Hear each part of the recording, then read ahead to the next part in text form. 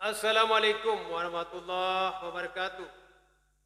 Sahabat channelku di mana saja berada, saya baru saja uh, menyampaikan live streaming dengan channelku, channelnya Khair Usman. Ada beberapa hal yang perlu saya sampaikan kembali bahwa di dalam sharing diskusi itu selalu saya sampaikan bahwa di dalam menyampaikan narasi atau membuat argumen itu ya biasakan diri melandaskan argumen itu minimal 3 hal. Satu, dalam perspektif sains, maksudnya jadi apa yang kita lihat, apa yang kita dengar, atau apa yang bisa terjangkau oleh indera kita. Nah, itulah yang didiskusikan atau yang kita berbagi. Kemudian ada namanya perspektif atau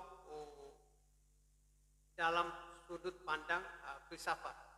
Artinya sebuah narasi atau sebuah pandangan atau sebuah pemahaman itu didasarkan hasil dari kemampuan eksplorasi kita, eksplorasi logika, nalar, rasionalitas yang kita miliki itu dieksplor dan menyampaikan atau berbagi dengan sahabat-sahabat channel yang lain.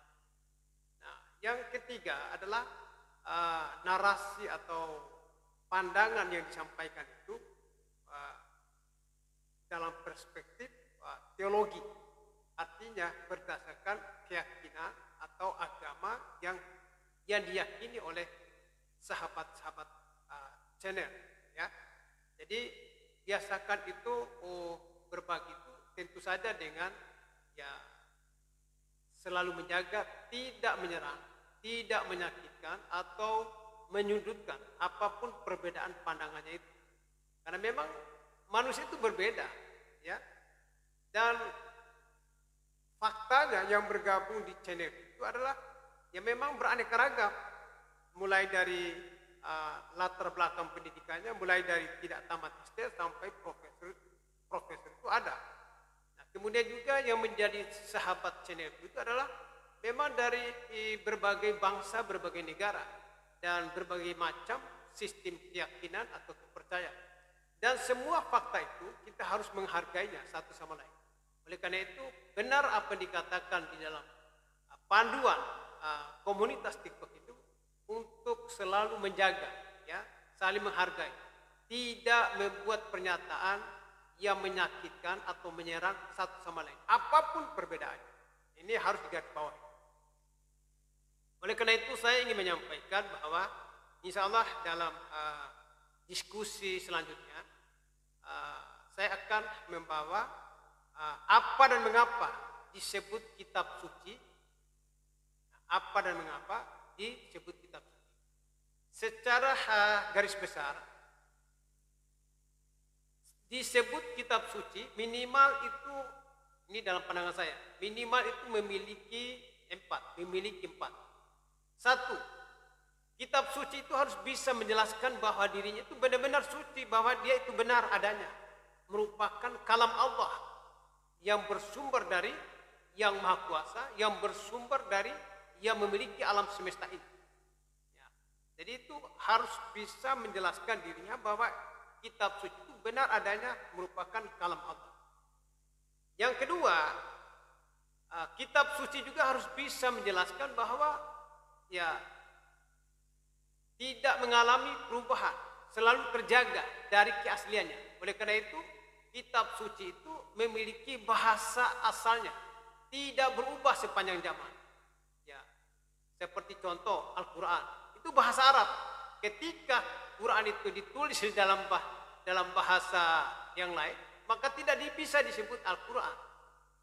Jadi demikian ini yang perlu saya tegaskan. Disebut kitab suci itu kan memang memiliki bahasa aslinya dan tidak berubah.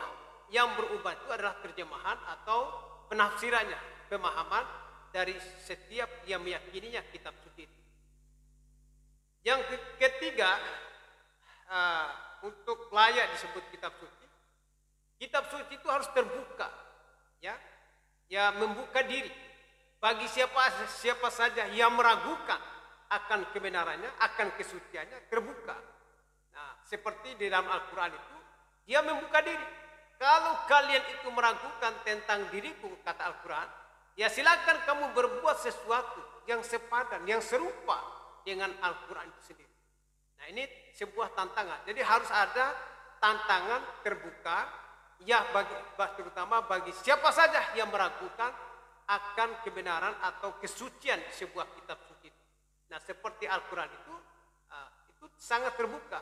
Silakan bagi siapa saja yang meragukan kesucian kebenaran Al-Quran itu, silakan membuat minimal sepadan beberapa ayat yang sepadan dengan ayat-ayat Al-Quran itu sendiri. Nah, yang terakhir ini, nah ini menjadi syarat bahwa itu layak disebut kitab suci. Gampang dimengerti, ya, gampang dimengerti. Karena memang manusia itu dari yang tidak sekolah sampai yang profesor, ya harus bisa, pasti bisa gampang mengerti sesuai dengan kapasitas dan kemampuannya. Dan gampang dimengerti dan gampang dihafal. Dari anak-anak sampai yang sudah tua. Nah, Al-Quran dan sudah membuktikan itu. Makanya saya mengatakan bahwa satu-satunya kitab suci yang bisa dipercaya sampai hari ini adalah Al-Quran itu sendiri. Bagi teman-teman yang ingin menggugat pernyataan saya ini, silakan mengikuti live streaming channelku, channelnya Khairul Usman. Sampai jumpa, bertemu di dalam live streaming di channelku, channelnya Khairul Usman. Demikian dari saya ulangi kembali, Quran satu-satunya kitab suci yang masih terjaga, yang masih terpelihara tentang keasliannya dan kebenarannya sepanjang zaman sampai akhir zaman.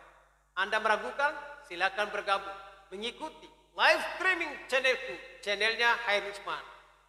Demikian dari saya. Assalamualaikum warahmatullahi wabarakatuh.